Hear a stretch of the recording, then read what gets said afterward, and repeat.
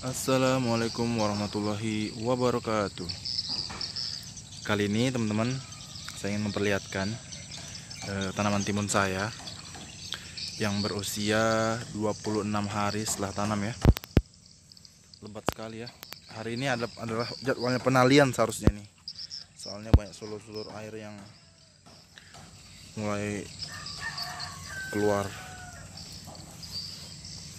Nah ini teman-teman, ini varietas Mira teman-teman. Mantap ya. Buah sudah mulai banyak ya. Banyak sekali malah. Aduh, becek teman-teman. Ini saya perlihatkan teman-teman ya. Varietas Mira sangat lebat sekali.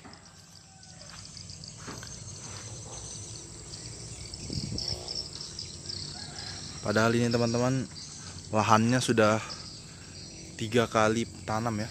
Pertama tomat, kedua timun, setelah itu timun lagi. Jaraknya cuma sebentar sekali dari timun ke timun. Masih bisa sesubur ini teman-teman. Malah hampir sama suburnya dengan timun yang sebelumnya.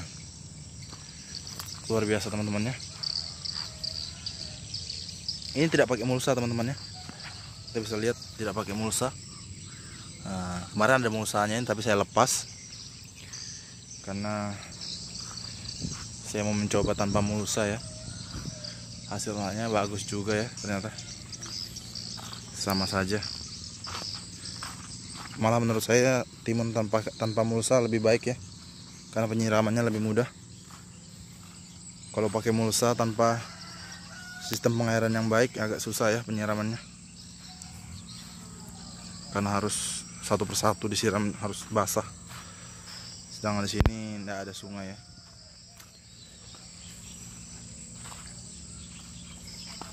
Hanya menggunakan sumur bor dan akan boros apabila satu persatu ya. Boros listrik maksudnya.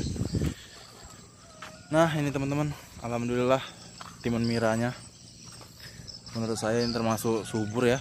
Subur sekali ya, karena lahannya sudah berkali-kali dipakai tanpa pengolahan lahan lagi, langsung kita tanami lagi. Alhamdulillah, ini termasuk uji coba saya sebenarnya kemarin ya, tanpa olah lahan saya tanami lagi. Tapi alhamdulillah subur ya, subur sekali malah ini. Ini awalnya saya pakai ini ya, bukan promosi, bukan endorse ya. Saya menggunakan Power Soil karena di sini mengandung asam humat ya, dan zat-zat penyubur tanah lainnya ya. Asam humat ini kan fungsinya untuk meningkatkan pembentukan klorofil, menetralisir keasaman tanah, mengatur keseimbangan metabolisme, dan pokoknya intinya ini memperbaiki kondisi fisik tanah ya. Tanah yang tadinya sudah jenuh jadi subur lagi ya. Nah itu juga saya campur kemarin ya. Saya kocor sama kapur dolomit ya, 1 sendok ini untuk satu pengocor itu ya, yang 9 liter itu. Nah itu saya campur satu sendok juga dolomit ya setiap pengocoran. 3 sendok bagus juga, lumayan, masih aman ya. Nah ini saya kocor lahannya, alhamdulillah ya, ternyata masih aman. Sudah mulai tumbuh bunga ya, buah-buahnya mulai berhamburan, buahnya ini banyaknya. Seluruh airnya juga mulai keluar-keluar. Ini hari ini saya mau penalian ya, saya bahkan penalian hari ini ya. Itu alhamdulillah varietas Mira ya. Ini baru pertama kali juga saya menggunakan varietas Mira ya, karena sebelumnya saya menggunakan Batara F1 ya. Batara F1, F1. Sekarang saya menggunakan Mira ya. Alhamdulillah ini juga saya lihat nggak ada sama sekali jamur ya. Padahal ini lagi musim hujan ya. Padahal yang sebelumnya itu musim hujan begini sudah pasti ada muncul jamur ya. Tapi ini aman sentosa ya, walaupun hujan tiap hari ya. Belum ada jamur terlihat ya. Padahal biasanya umur segini jamur sudah berhamburan ya. Jamur sudah berhamburan biasanya di mana-mana, di daun yang paling bawah. Tapi ini daun paling bawah pun masih sangat subur ya. Belum ada tanda-tanda ya, alhamdulillah. Saya akan perlihatkan ya apa yang saya gunakan agar terhindar dari jamur ya. Ya, kembali lagi. Ini penyemprotan awal saya menggunakan antrakol ya, antrakol. Saya menggunakan antrakol, lalu antrakol di dalam ini yang baru ya, kemarin sudah habis. Saya menggunakan antrakol 1 sendok per tangki 16 liter ya. Antrakol, lalu 1 sendok. Untuk awal-awal saya menggunakan Sepin ya, Sepin 1 sendok. Bahan aktifnya Carbarel ya, 85%. Terus ini yang ada di sini saya gunakan ya, Dangke ya, Dangke saya gunakan juga. Dangke bahan aktifnya Metomil ya, 40%. 1 sendok juga untuk awal-awal, masih masa 1 minggu HST ya setelah tanam. Nanti kalau sudah meningkat mungkin 3 minggu setelah tanam atau 4 minggu setelah tanam naikkan dosis ya. Saya naikkan 2 sendok ya. Lalu saya campur juga dengan Copper WP ya. Copper WP ini kandungannya kationic mikroelemen. Nah, ini termasuk bagus ya digunakan pada saat musim hujan ya. Menguatkan tanaman dari jamur ya.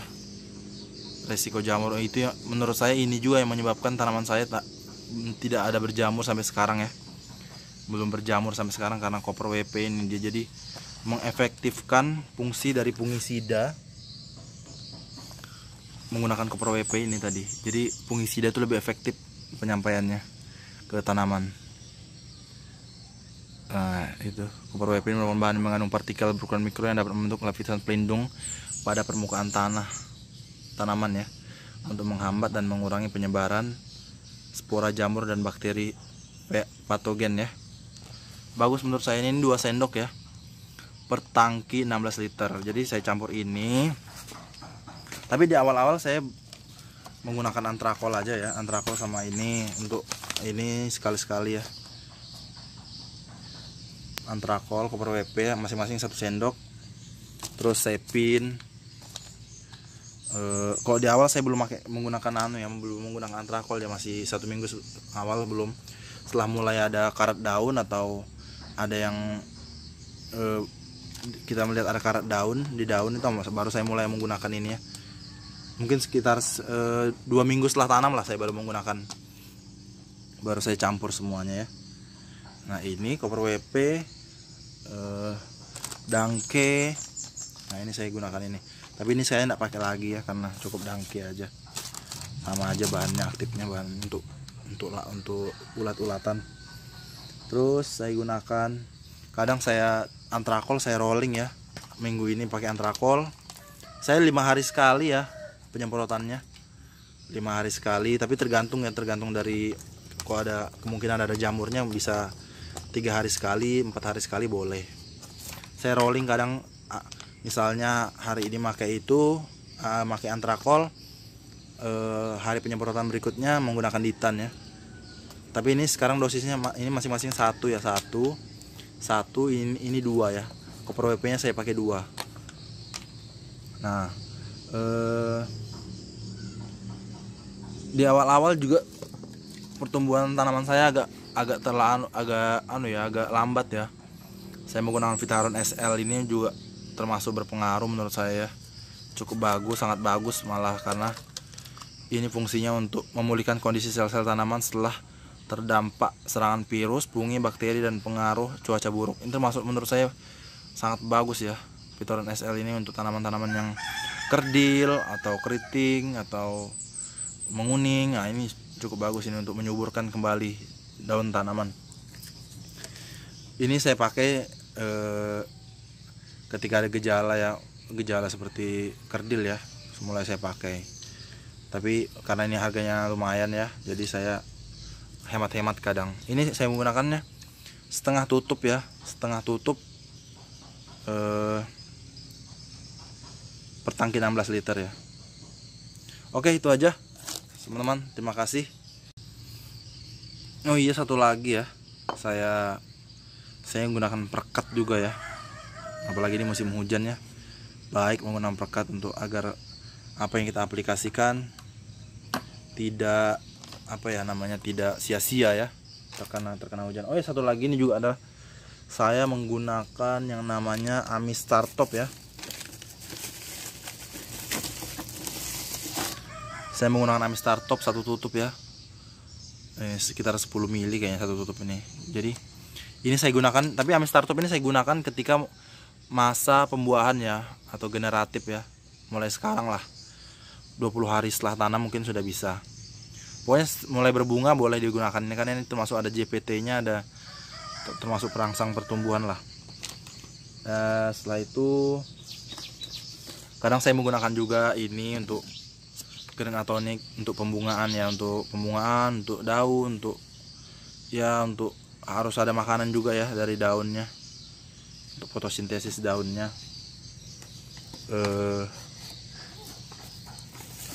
Untuk pemupuan juga kadang saya menggunakan power soil ya. Setiap pemupuan saya menggunakan power soil, karena lahan yang saya pakai sudah lahan 2 kali pakai ya.